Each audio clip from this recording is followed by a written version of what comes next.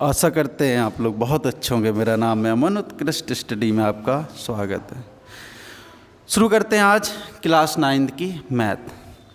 तो आप लोग जब शुरुआत पहली अभ्यास शुरू करेंगे तो उसमें आपको सीधे दिया रहेगा परिमेय संख्याएं, अपरिमेय संख्याएं, भाज्य संख्याएं, अभाज्य संख्याएं। वैसे सम संख्याएं और विषम संख्याएं आपको आती होंगी। बाकी दिया रहेगा और क्या था, हाँ, वास्तविक संख्याएं, आभासी संख्याएं। इस तरीके से आपको सवाल में सीधे सीधे बातें दी रहेंगी। लेकिन यदि आपको आती हैं तब तो सवाल समझ में आएंगे। यदि आपको सह अभाज्य संख्याएं क्या होती हैं पता है, यदि आपको पता है कि शांत दशमलव संख्याएं क्या होती हैं, तब तो आपको सवाल बहुत अच्छे से समझ में आएंगे। लेकिन यदि आपको पता नहीं कि आवर्ती अशांत दशमलव संख्याएं क्या कहलाती है तो बहुत समस्याएं हो जाएंगी। सवाल याद करते रहोगे लेकिन सवाल समझ में आएंगे नहीं। तो इससे अच्छा है कि सबसे पहले अपन लोग सारी जो मैथ के विज्ञान गणित के आधारभूत संरचनाएं हैं, आधारभूत चीज़ें हैं, उनको समझ लें। आधारभूत चीज़ें तो यही हैं कि संख्याओं के बारे में समझ लेना, क्योंकि मैथ की डेफिनेशन तो यही होती है। मैथ की डेफिनेशन होती है संख्याओं का खेल। दैनिक जीवन में संख्याओं का किस तरीके से प्रयोग करते हैं, यही कहलाती है मैथ की डेफिनेशन। गणित की परिभाषा कहलाती है संख्याओं का खेल। संख्याओं का दैनिक जीवन में प्रयोग और अनुप्रयोग मैथ कहलाती है, गणित कहलाती है। तो सही तरीके से संख्याओं के बारे में समझेंगे तो सबसे पहले हम लिखेंगे संख्या।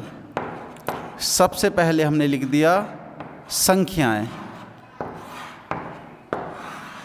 सबसे पहले हमने लिख दिया संख्याएं। संख्याएं को अंग्रेजी में कहते हैं नंबर्स।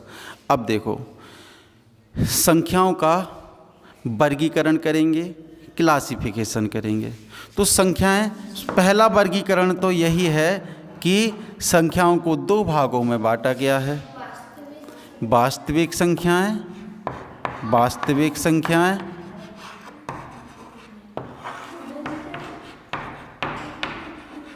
वास्तविक संख्याएं यानी कि रियल नंबर। वास्तविक संख्याएं यानी कि रियल नंबर। दूसरा है काल्पनिक संख्याएं। दूसरा है काल्पनिक संख्याएं और इसी को कहते हैं आभासी संख्याएं। काल्पनिक संख्याएं या आभासी संख्याएं और इसी को कहते हैं काल्पनिक संख्याएं, आभासी संख्याएं और अंग्रेजी में कहते हैं imaginary number. Imaginary number, imaginary से तो साफ साफ समझ में आ रहा, कल्पना से, कि ऐसे अंक, ऐसी संख्याएं जिनको हम वास्तव में पाई नहीं जाती, सिर्फ कल्पना किया जा सकता है, सिर्फ कल्पना की जा सकती है। ठीक है, तो वास्तविक संख्याओं की डेफिनेशन ये हो जाती है कि जिन संख्याओं को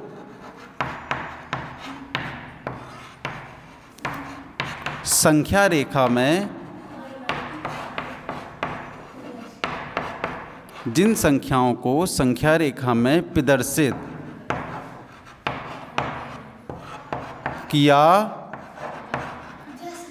जा सकता हो। वास्तविक संख्याओं की डेफिनेशन यदि कोई पूछेगा तो हम कह देंगे ऐसी संख्याएं जिन संख्याओं को संख्या रेखा में प्रदर्शित किया जा सकता हो, उनको वास्तविक संख्याएं कहते हैं। जिन लोगों ने क्लास 8 क्लास 7 बहुत अच्छे से पढ़ी हुई है उनको संख्या रेखा बहुत अच्छे से आती होगी, लेकिन जिनने अच्छे से नहीं पढ़ी उनके लिए संख्या रेखा क्या होती है, एक लाइन होती है। जैसे अंकों को गणितज्ञों ने एक लाइन में प्रदर्शित कर दिया, बीचम बीच रखा 0 और कहा कि 0 ना तो भाज्य संख्या होगी, ना अभाज्य संख्या होगी, ना ऋणात्मक संख्या होगी, ना धनात्मक संख्या होगी, 0 0 होगा। ठीक है। जीरो के राइट साइड में, जीरो के राइट साइड में यानी कि दाएं साइड में सारी की सारी धनात्मक संख्याएं होंगी, सारी की सारी धनात्मक संख्याएं होंगी, यानी कि +1 +2 +3, इस तरीके से अनंत संख्याएं हो सकती हैं। और जीरो के बाएं साइड में, लेफ्ट साइड में सारी की सारी ऋणात्मक संख्याएं यानी कि नेगेटिव नंबर होंगे। कैसे हो सकते हैं? -1, -2, -3। अब छोटे बच्चों से एक सवाल पूछा जाता है, छोटे बच्चों से एक सवाल पूछा जाता है, ये अनंत तक हो सकती हैं। छोटे बच्चों से सवाल पूछा जाता है कि बताइए प्लस का 4 बड़ा माइनस का 4 बड़ा या प्लस का 3 बड़ा? माइनस का, छोटे बच्चों से, तुमसे नहीं, माइनस का 4 बड़ा या प्लस का 3 बड़ा, छोटे बच्चों से पूछा जाता है। तो इसका उत्तर नंबर लाइन से बहुत, इसको नंबर लाइन कहते हैं, संख्या रेखा, नंबर लाइन से बहुत अच्छा जवाब दिया जा सकता है कि जैसे जैसे हम लोग बाईं ओर बढ़ते जाएंगे तो बाईं ओर वाली संख्या बड़ी होती जाएगी और दाईं ओर वाली संख्या छोटी होती जाएगी। यानी कि प्लस का 3 बाईं ओर है, दाईं ओर है, और माइनस का 4 बाईं ओर है, यानी कि दाईं ओर वाली संख्याएं बड़ी होती हैं। इसका प्रॉपर जवाब संख्या रेखा से मिलता है। तो देखिए, वास्तविक संख्याएं वे संख्याएं जिनको हम संख्या रेखा में प्रदर्शित कर सकते हैं, यानी कि ये पूरी की पूरी ऋणात्मक संख्याएं, सारी ऋणात्मक संख्याएं, सारी जीरो वाली संख्याएं और सारी की सारी धनात्मक संख्याएं, और क्या, सारी की सारी रूट वाली संख्याएं। अभी अभ्यास 3 में एक सवाल आएगा, 9th की 2 में या 3 में आएगा कि √2 को, √3 को, √5 को, √7 को, √13 को संख्या रेखा में प्रदर्शित कीजिए। तो उस समय पर सिखाएंगे कि संख्या रेखा में प्रदर्शित कैसे किया जाता है। अभी तो समझ लेना है कि जब सवाल है कि संख्या रेखा में प्रदर्शित कीजिए, इसका मतलब ये है कि संख्या रेखा में प्रदर्शित हो जाता होगा, इसीलिए तो संख्या रेखा में प्रदर्शित कर रहे हैं। तो सारी की सारी रूट वाली संख्या, यानी कि यहाँ पर हम लिख सकते हैं उदाहरण, दिख रहा नहीं दिख रहा यहाँ तक है, यहाँ तक। तो देखो, उदाहरण के लिए लिख सकते हैं -1, -15, +1, +30, इसी तरीके से √13, √15, ठीक है। सारी की सारी भिन्न है, 5/3, 2/4, 5/3, 2/4, सारी की सारी भिन्न है। भिन्नों को क्या कहते हैं? फ्रैक्शन। और सारी की सारी डेसिमल नंबर, दशमलव संख्याएं, सारी की सारी दशमलव संख्याएं कहलाएंगी वास्तविक संख्याएं, क्योंकि वास्तविक संख्याओं को हम संख्या रेखा में प्रदर्शित कर सकते हैं। अब आता है काल्पनिक संख्याएं। तो अपन लोगों ने वास्तविक संख्याओं की डेफिनेशन पढ़ी है। वास्तविक संख्याओं की डेफिनेशन क्या है कि ऐसी संख्याएं जिनको हम संख्या रेखा में प्रदर्शित कर पाते हैं उनको वास्तविक संख्याएं कहते हैं।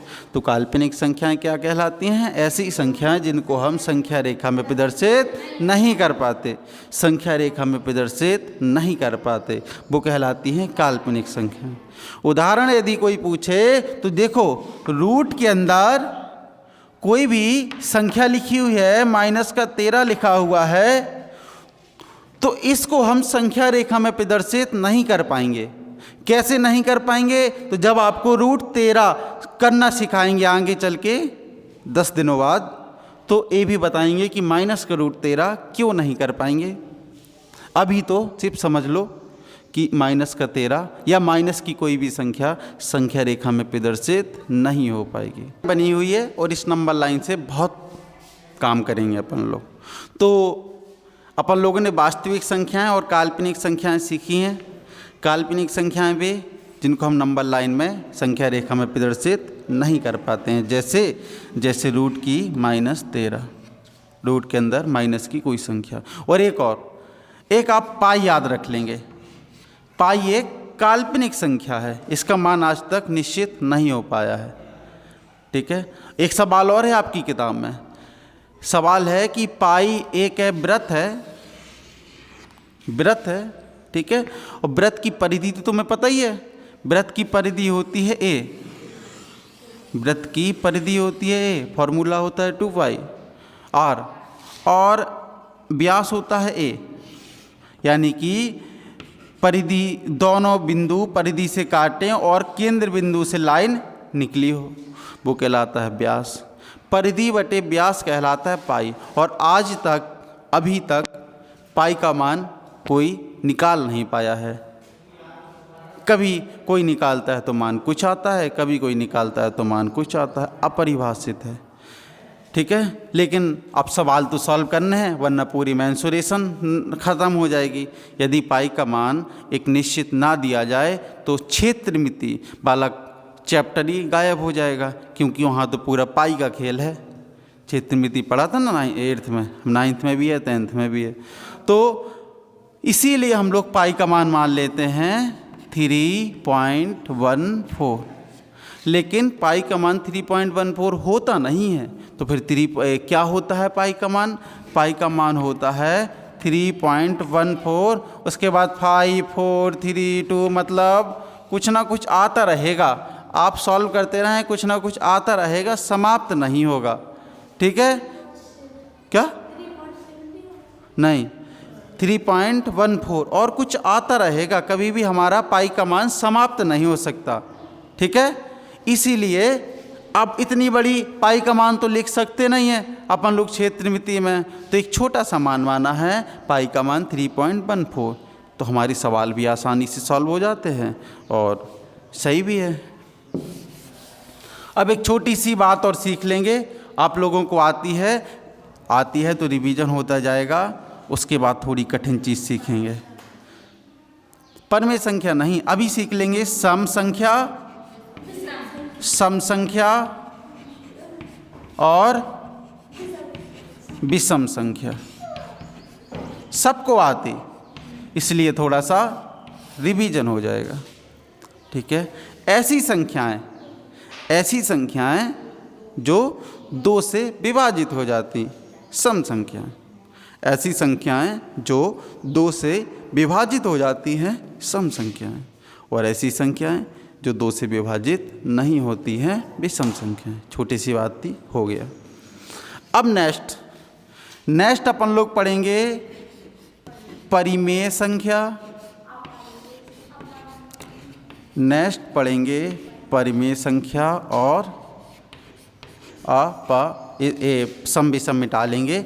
याद रहना चाहिए लेकिन कि सम संख्याएं ऐसी संख्याएं जो 2 से विभाजित हो जाती हैं, सम संख्याएं, और 2 से विभाजित नहीं होती हैं, वो विषम संख्याएं। अब चलेंगे परिमेय संख्याएं और अपरिमेय संख्याएं।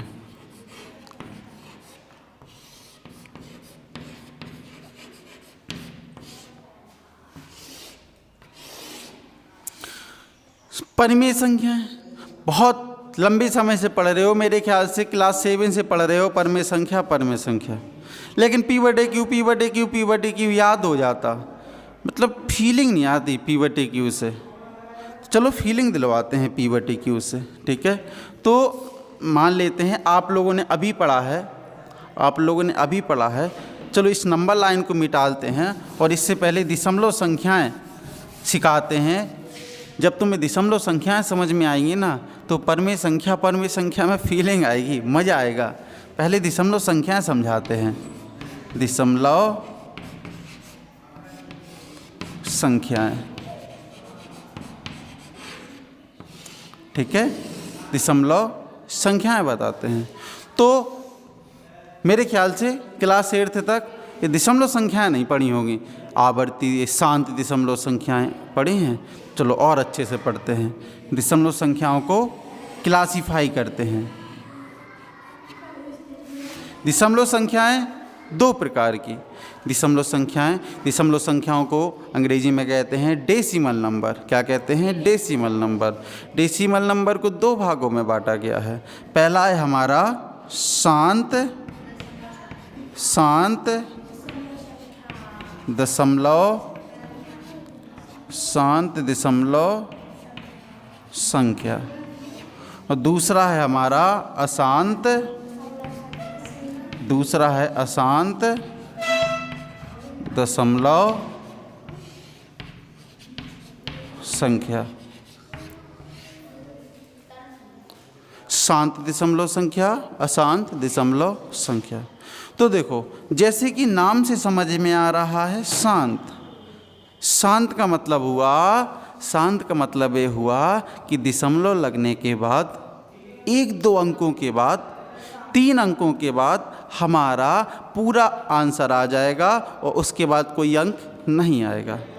ठीक है, तो जैसे मेरे पास एक छोटा सा वो है, ट्रिक नहीं है, एक छोटा सा भाग याद आ रहा, फंस जाओगे, भाग नहीं कर पाओगे। छोटा सा भाग, मैं एक भाग दे रहा हूँ, कर दो तो हम समझ जाएंगे कि बहुत बुद्धिमान हो।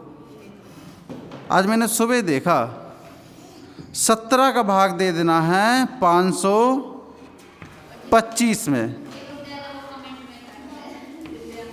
बताओ इसको आंसर। 17 का भाग दे देना है 525 में।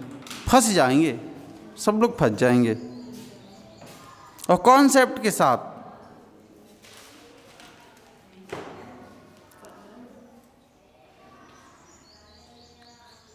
फंसे ना, फंसे ना। बहुत अच्छा सवाल है, मज़ेदार है। दिया, फंसे ना। पूरा मैथ का नियम इसमें पूरा गलत सॉल्व दिखाई दे रहा। फंसे नहीं फंसे? देखो इधर, फंस गए, फंस गए, फंस गए, फंस गए बेटा। अब देखो इधर, सब लोग फंस चुके हैं अच्छी तरीके से। देखो इधर, देखने में कहते नहीं है, देखे में सीधा लगे गाँव करे गंभीर। कितना सीधा लग रहा है ना, खतरनाक वाला। कुछ भी नहीं है, देखना। 17 एकम 17, 17 दूनी 34, 17 तीन 51, 3 बार गया, 3 बार गया। ठीक है, यहाँ पर आ गया 51। शेषफल, शेषफल आ गया 1। अंक उतारा 5। ठीक है, मैथ का एक नियम है, मैथ का एक नियम है।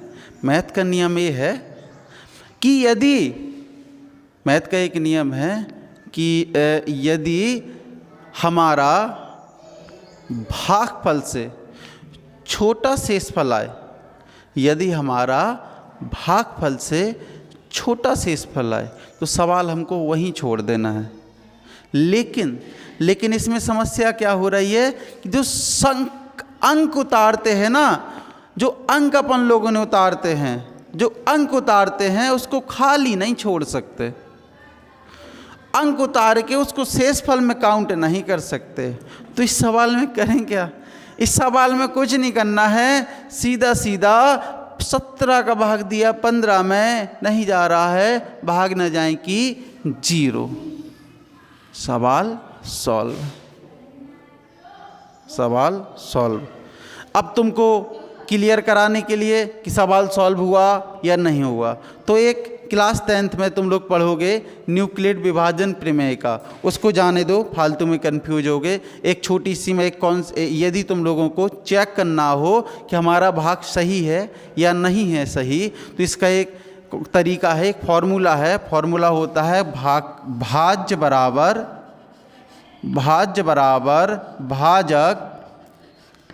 भाजक गुणा भागफल प्लस शेषफल। जब तुम लोग भाग में, किसी भाग में कंफ्यूज हो या तुम लोगों को चेक करना हो कि हमारा भाग सही है या सही नहीं है, ठीक है, तो हम लोगों को ये वाला फॉर्मूला लगा देना है, भाज्य बराबर भाजक गुणा भागफल प्लस शेषफल। ये बात तो सबको पता होगी ना कि इसमें और इसमें भाज्य क्या है? भाज्य होता है अपना ए वाला, जिस में भाग देते हैं। भाजक क्या होता है? जिससे भाग देते हैं। भागफल क्या होता है? जो हमारा भाग देने के बाद आता है। और शेषफल क्या होता है? जो हमारा शेष बचता है। तो सब लोगों को भागफल और शेषफल तो क्लियर रहते हैं, लेकिन भाज्य और भाजक में कंफ्यूज होते रहते। तो अब नहीं होना है, भाज्य बीच वाला, भाजक साइड वाला। चलो ये वाली बात हो गई, अब ये मिटा लेंगे हम। ये वाला भाग है लेकिन बढ़िया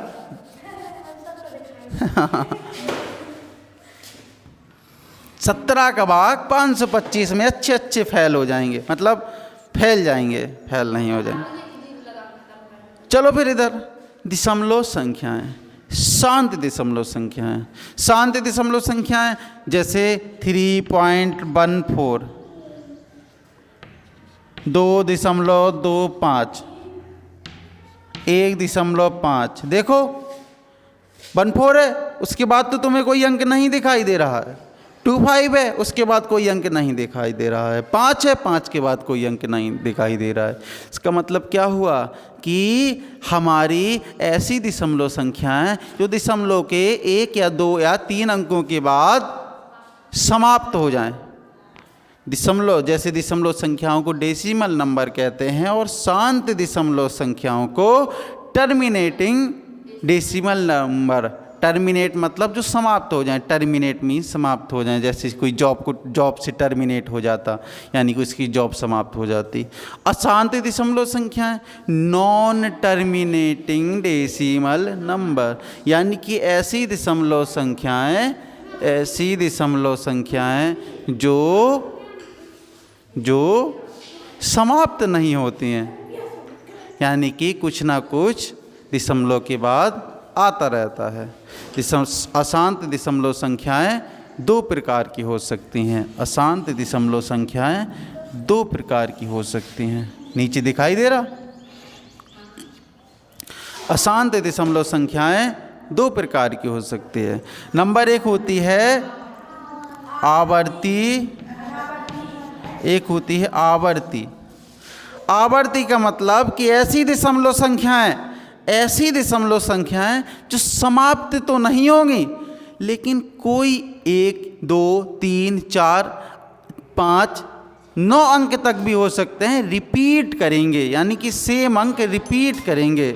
ठीक है, सेम अंक रिपीट करेंगे।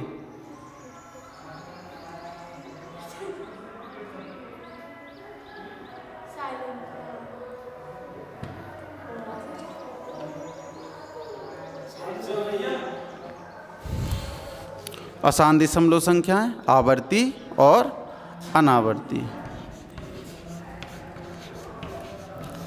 बाकी कल करेंगे।